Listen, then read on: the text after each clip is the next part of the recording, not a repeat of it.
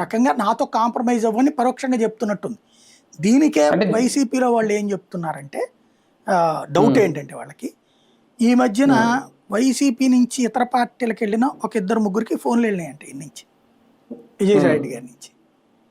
ఏమనంటే పార్టీ పెడదాం మనం, జగన్ని ఇక రెడ్లు ఓన్ చేసుకోరు, డిజోన్ చేసేసుకున్నారు, వాళ్ళని తెలుగుదేశం ఇబ్బంది పెట్టింది కాబట్టి రేపు పొద్దున ఇబ్బంది అవుతుంది, కాబట్టి మనం రెడ్ల పార్టీ పెడదాం, టోటల్గా రెడ్లందరూ కలిసేసి ఒక పార్టీ పెడదాం, అంటే రెడ్ల పార్టీ అని కాకుండా అని అడిగారట.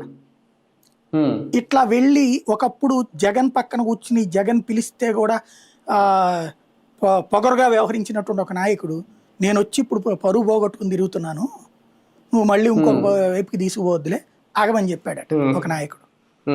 ఆ పేరు ఎందుకు కానీ నేను విన్నదైతే, ఇది నిజమో కాదు నాకు తెలియదు, నేను విన్నదైతే కనుక. అలాగే పార్టీ పెట్టేటటువంటి సిచ్యుయేషన్ అన్నప్పుడు సహకరించే వాళ్ళు కరువు అయ్యారు ఒక రకంగా. ఈయన ఆలోచన అయితే వైసీపీ వాళ్ళకు ఉన్నది రెండు ఫీడ్బ్యాక్స్. నెంబర్ 1 వచ్చేటప్పటికి తెలుగుదేశంతో ర్యాపో మెయింటైన్ చేస్తూ ఇప్పుడు రేపు ఈడీ దగ్గర కూడా, ఇప్పుడు క్రిందసారి మిథున్ రెడ్డి పేరు చెప్పింది ఈడీనే, మిథున్ రెడ్డి మేమందరం కూర్చున్నాము దాని మీద 2 సార్లు, కాకపోతే నా ఇంట్లో ఫైనల్ కాలేదు, ఆ తర్వాత ఫైనల్ అయింది, రాజకేశ్ రెడ్డి చేసుకొచ్చాడు ఇదంతా అనేసి.